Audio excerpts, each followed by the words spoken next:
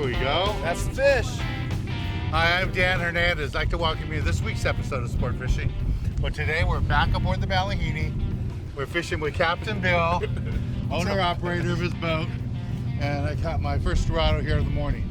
The plan today is to fish offshore outside of San Diego here in Mexican waters, looking for more Dorado, hopefully a tuna or two. Exactly.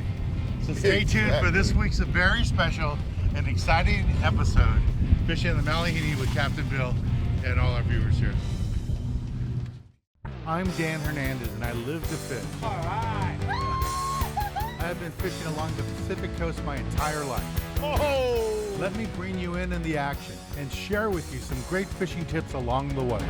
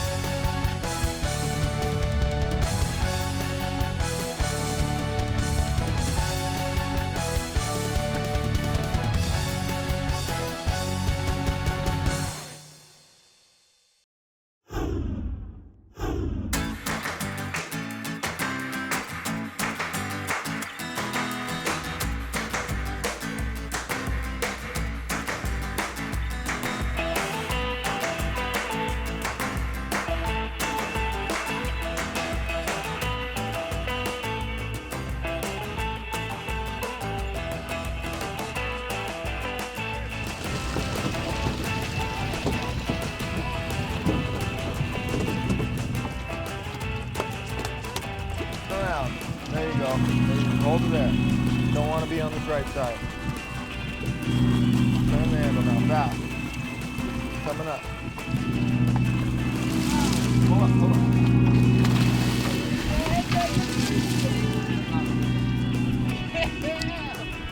There you go. That's right, Dan. You got him. There you go. There's one.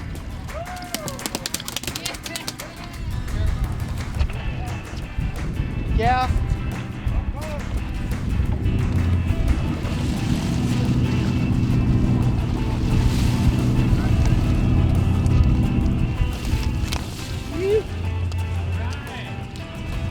All right, fishing on the Malihini with Dan Hernandez.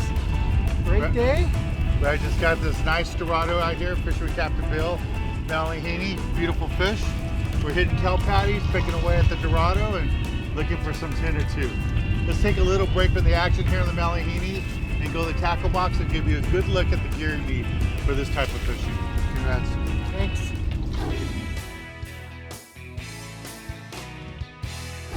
This week in the tackle box, I want to talk to you a little bit about what we're doing today. Fishing offshore, when you're fishing offshore like this, you never know what to expect. You might get that small tuna, that little, 15 to 25 pound class, or the medium size, or really those fun ones, that 75 to 150 pound class. You never know what to expect. And the last couple of years, there's been monsters, 200 to 300 pounders too. And because of that, you have to bring a wide selection of gear. Don't be afraid that you have to buy all this gear. You can also rent it at the landing.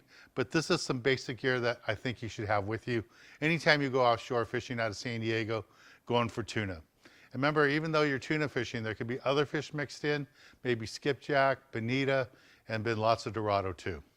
And because of that, I like to have a little bit lighter gear as my light outfit. This is a 400 series reel with 50 pound spectra on the bottom, 25 pound mono on top. Works out good for that smaller school size fish. Then you need something a little bit bigger, 65 pound spectra with 40 pound test on top of that, mono. And again, if you want to use fluorocarbon on top of that, you can. And that would be like that smaller, medium kind of fish. You get to that little bit bigger fish, anywhere from like 75 pounds, 150 pounds. Something like this works out great. 80 pound spectra, 50 pound mono on top. Again, put a piece of fluorocarbon and you're all set to go. 2-speed reel in case you get a nice fish. Just fight the fish, bring it in. It works out really, really good. If you get really lucky and you're out there on a day where there's 200, maybe 300 pound tuna around, you'll want to have a big rail rod. And that's what this is here. It's rigged up with 100 pound spectra on the bottom, 100 pound mono on top, and I wouldn't be afraid to use 200 pound leader if I needed to. And this works out good. Again, it's a 2-speed reel, that big fish, this is exactly what you want. I know it sounds like a lot of gear, and it is, but when you go tuna fishing out of San Diego these days, you don't know what it's gonna be. Small tuna, big tuna, dorado, yellowtail, you have to be prepared for everything. Now, as far as the artificials, you can use a magic metal jig right up on the surface for that medium grade tuna. It'll run it right back to you. The fish will chase it down and eat it. But at nighttime or that deep water fish, don't be afraid to use a knife jig, flat falls, something like that. Works out really good. Have them all pre-rigged ahead of time. You don't want to be rigging them while you're on the boat. Well, this is the basic gear you need for this type of fishing. Let's get back on the water and show you more exciting action here on Sport Fishing.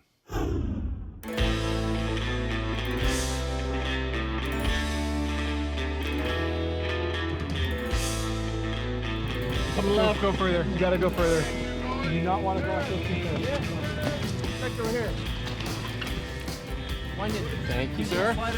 Under. Under. Yeah. Color. Yeah.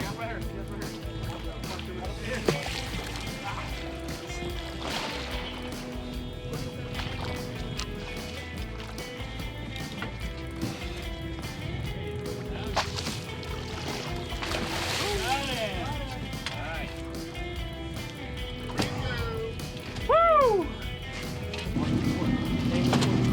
Get in this corner, guys.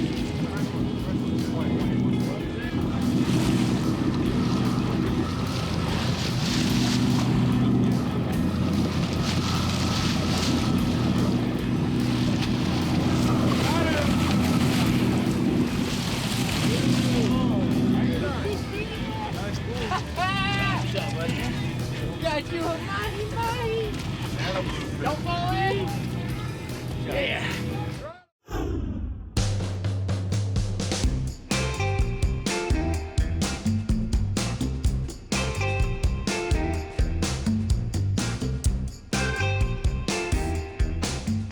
Here comes my fishing. I'm going to. It's wide open, guys. It is wide open fishing. Doesn't get much better than this. Awesome fishing. We got fish all around us. If you never experienced wide open fishing, this is what wide open fishing is like. Everybody's stapling their fish numbers on, fish on the deck, fish in the boxes. People have never ever caught a fish or catching fish. We got Terry in the corner. She's never been offshore before. There's another fish. It's just crazy fishing. All right, let's take a little break from the action and go to the galley and show you how to cook up one of these delicious fish for catching.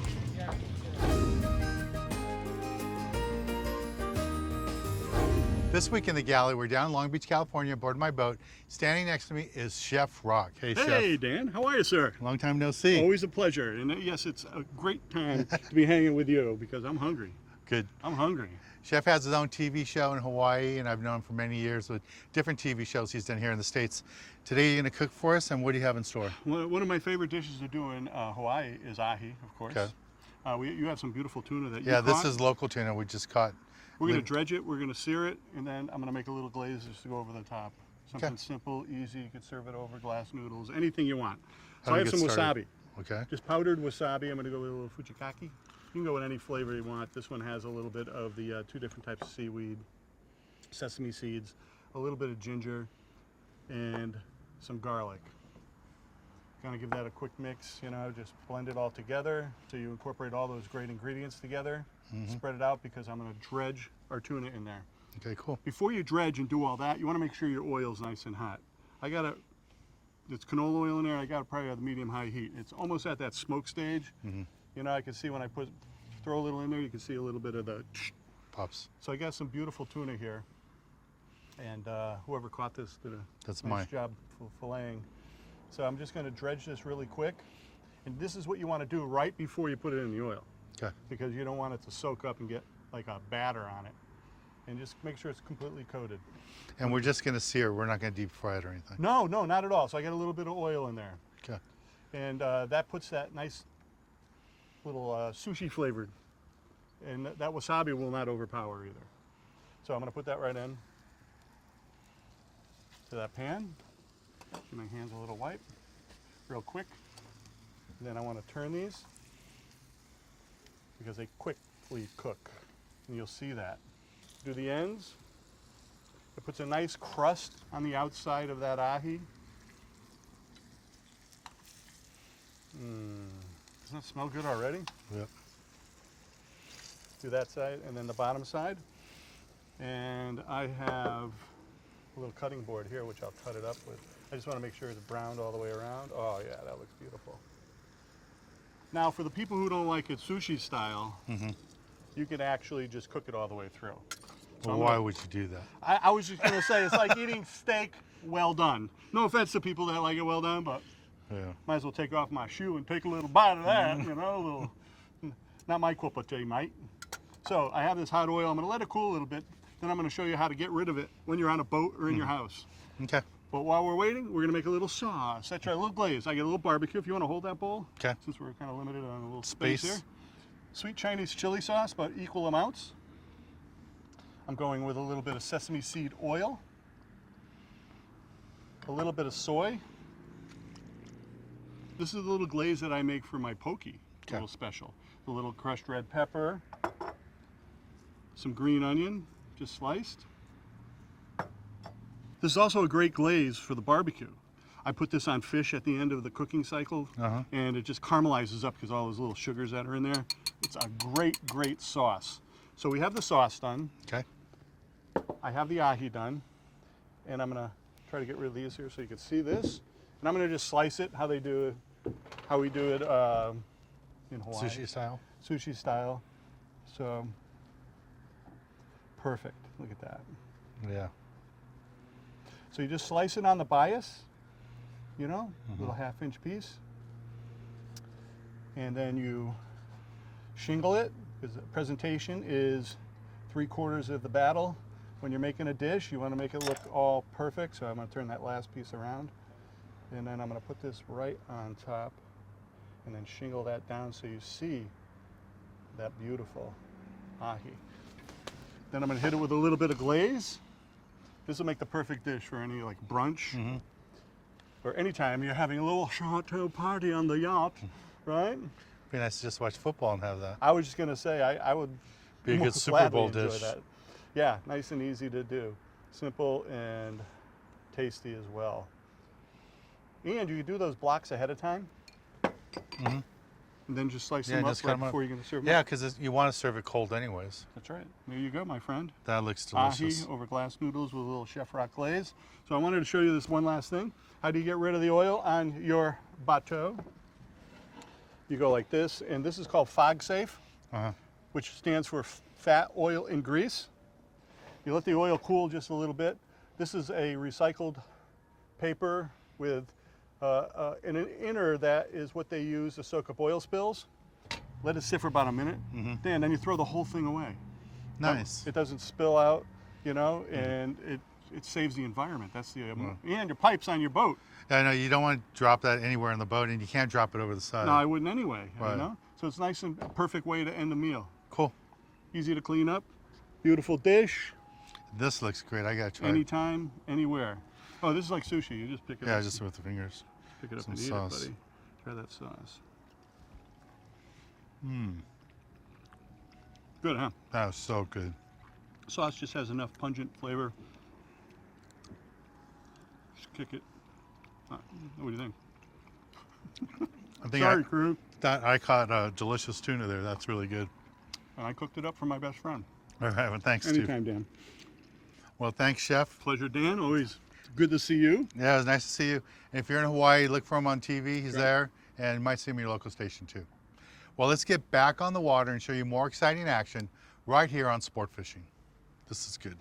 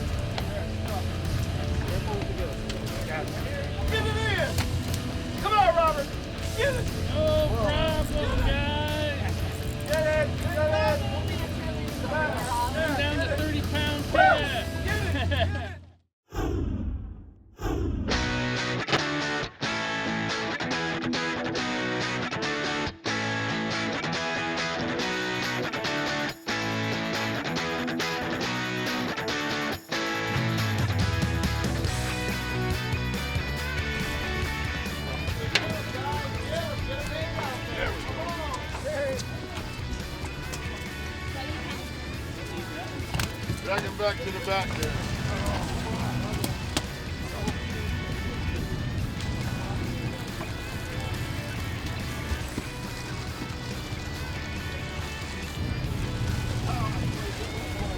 Good job, bro.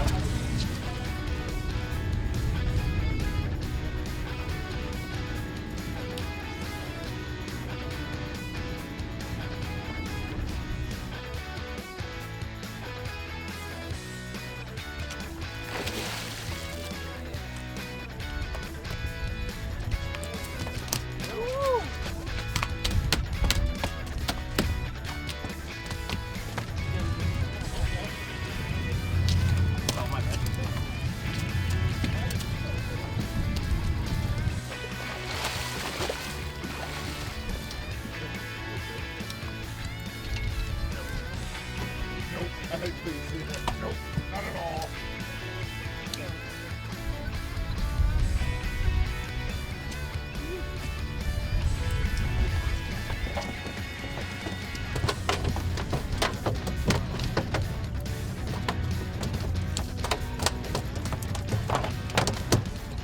Lift up on your rod tip. Now wind. Stop. You're gonna lift up on your rod tip. And then wind. See, he's coming to us right now. Can I get a gap over here, please? Lift up on your rod. Now wind. Stop. Now we're gonna lift up on it. And we're gonna hold it right here for this gentleman to gap it for us. No, that's all right.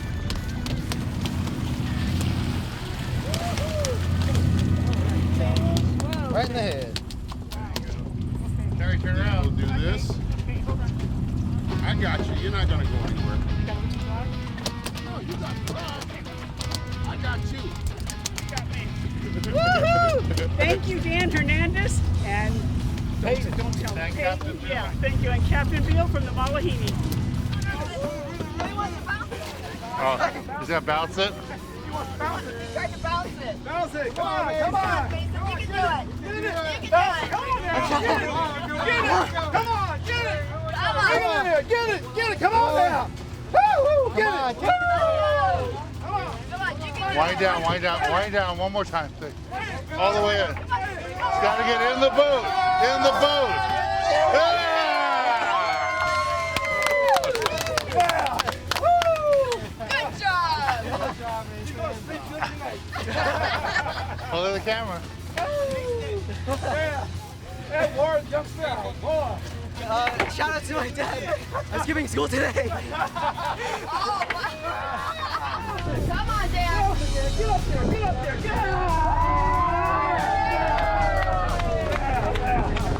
It's gonna go underneath. Rod tip out from the boat. There you go. Now wind on him. Pull on him. Pull on him. There you go. Wind down again. He's gonna go under one more time. Let him go underneath. Let him go underneath. Take your time. Hold on. There you go. Now pull. Wind down. Pull one more time. Woohoo! Yeah! Woo! Right there. Yeah. Way to go. Contenders.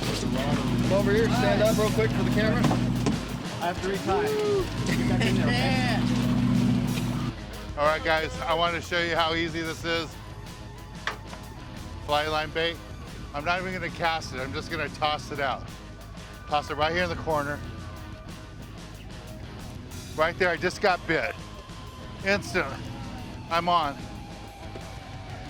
Here's my fish. That was like 10 seconds. That's how wide open this bite is, guys. It's a bonita, it's still a tuna. They're everywhere around the boat. Pretty crazy. All right, let's take a break from the action. And when we return, I'll be giving you this week's tip of the week.